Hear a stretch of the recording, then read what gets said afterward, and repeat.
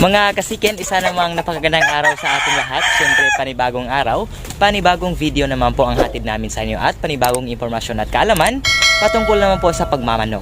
Mga kasiken, welcome back to our channel and you are watching Chicken Amans TV.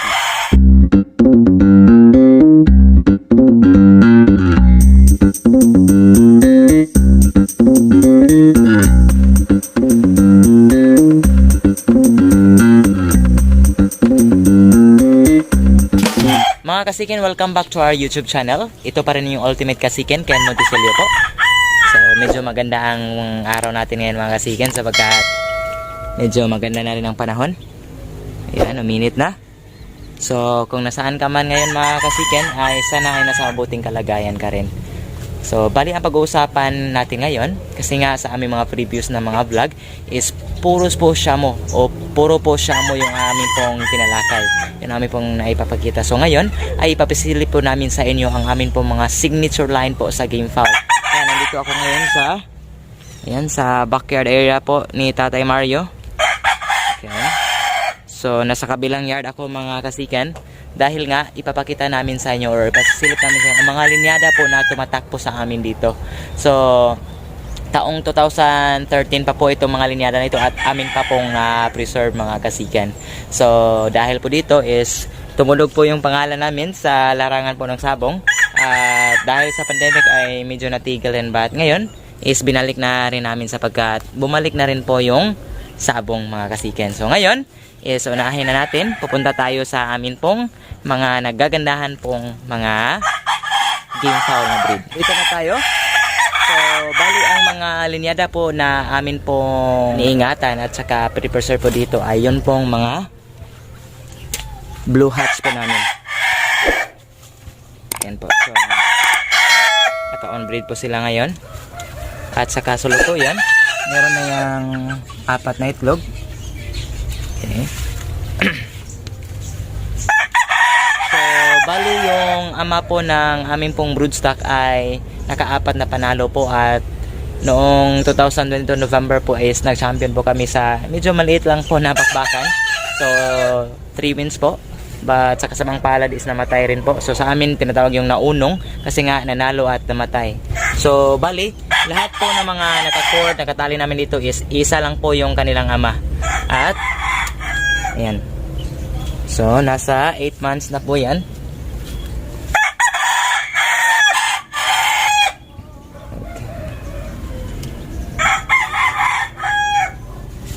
So, next, dito rin po tayo sa kapatid po. So, ito ay magkapatid sila. So, yung kulay is alimbuyugin.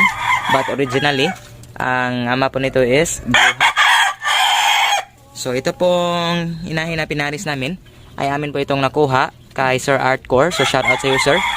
So, Black Henny po ito na linyada. So, papasukin natin. Okay. So, ayan, medyo maganda rin ang tindig. Ayan. Okay. Sobrang magaganda yan. So, dito rin is maliban po sa blue hatch po is meron kaming dinagdagang materyales. So, nakakuha po kami ng sweater line po, 5K sweater line. So, ayan po.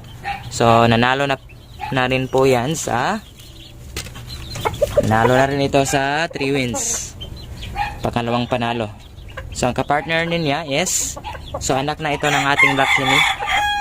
So, ayan, medyo maganda rin. Sa kasalukuyan mga kasikan ay meron kaming 3 breeders po sa game foul. At ngayon ay meron na kaming mga sisiyo, so na month old. So, ayan po sila. So, ito po yung mga sisiyo namin na month old. So, naka-black na. So, unfortunately po sa ating sisiyo is 2 lang po yung ating stag. At 4 yung mga pulit. So, lapitan natin ng konti. Medyo may ilap lang sila mga kasikan, but kung meron namang patuka is malapit sila. Okay, kagaya yan. Sobrang lulusog. Same with our Shamo. Ginagamitan din natin ito ng early wane para mas madali silang lumaki at naka-refer din sila. same lang yung pamaraan na in-apply ko sa game fowl at saka sa Shamo. So far, 1 month pa lang yan. So magto 2 months sila ngayong March 3. So isara natin.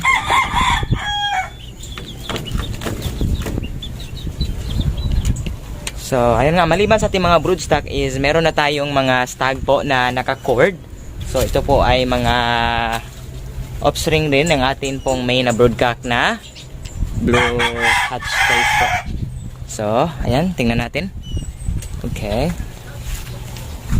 So ayan po. So ating tingnan ng malapitan. Sobrang ganda po ng kulay nito. So blue hatch po yan. This is 7 months old po.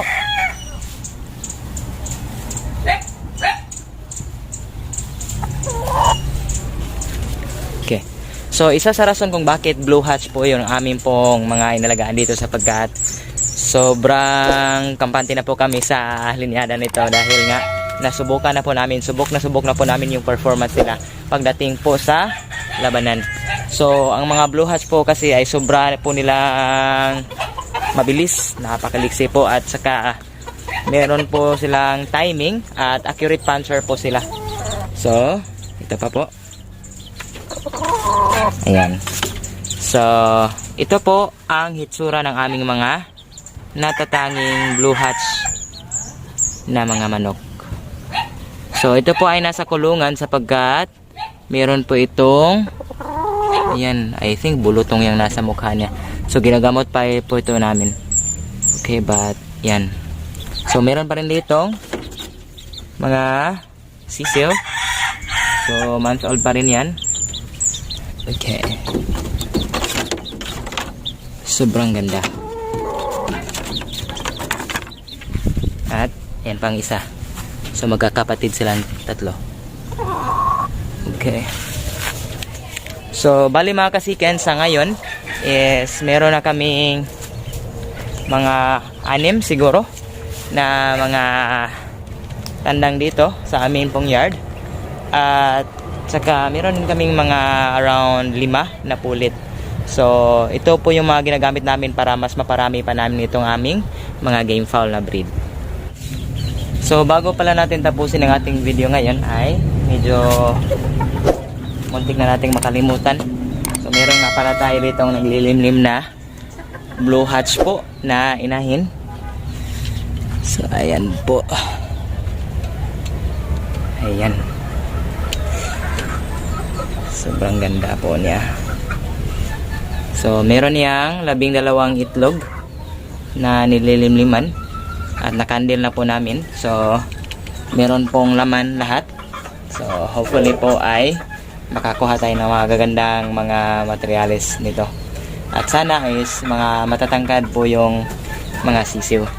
So ang amin nga po palang blue hatch is nasa medium to high station lang po yung kanilang tindig. So hindi na rin masama kapag isasali po natin sa mga malakihan pong mga bakbakan gaya ng derby. So mga kasiken, yun po yung mga alaga natin na mga game fowl na breed. Mga kasiken, yun na yun ang atin pong mga game fowl na breed po. Specifically po, mga blue hatch po na mga linyada. So yun nga, ang mga inalagaan na lang natin is 2 na lang uri ng Shamo or mga oriental breed at saka game fowl na breed po. So dahil kumakita rin po tayo dito, but sa ngayon hindi pa kami nakapag-market po ng mga sisiw sapagkat hindi pa kami masyadong kilala po sa larangan ng sabong, especially sa mga malalaking arena po. So dito sa amin is may nakakakilala na dahil po sa aming mga linyada, but again kapag pumunta po kami sa ibang lugar is yun nga, hindi pa masyadong kilala. So again, ito po yung kanyang kulay. Kita ng konti.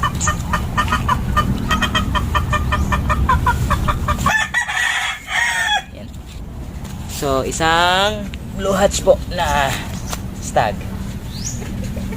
Sa ngayon is hindi pa kami sumasali po sa mga labanan sapagkat medyo bata pa po yung mga alaga namin. So, hindi pa rin po kami nag-condition sapagkat again, nasa mga 8 to 9 months pa lang po yung edad dito sa amin. Usually, kapag derby o di kayo mga malalaking labanan na, kailangan po talaga mas accurate puncher pa po sila at the same time mas malalakas po yung kanilang mga paa. At dito naman po sa aming mga blue hatch, bakit ito ang aming inalagaan? Sapagkat ang mga linyada po namin ito is sobrang napakadami po ng paa. Unlifted po ito mga kasikan. So unfortunately po, hindi po kami makapag-post sa YouTube ng mga content na nag-aaway mga manok sapagkat bawal po yan. At the same time sa Facebook hindi po rin po. So kung gusto niyo pong makita ang mga labanan nito, so pwede po kaming gumawa ng mga personal spar po nila para po aming mai-send sa inyo at nang makita niyo kung gaano po kalakas at gaano kagaling kaliksi ang aming mga blue hatch po na mga inalagaan. So meron kaming kinuha po na black henny sapagkat kami rin po ay gusto pong magkaroon ng mga blue hatch na mga henny. So hopefully mabigyan tayo sapagkat meron na tayong mga nakasalang po na mga henny na mga inahin. So ito po sila. So, bali mga kasikin, bago tayo magtatapos sa ating video na ito, kung bago ka lang napadaan sa ating YouTube channel, again, please consider subscribing po. Malaking tulong na po yan sa aming pong YouTube channel.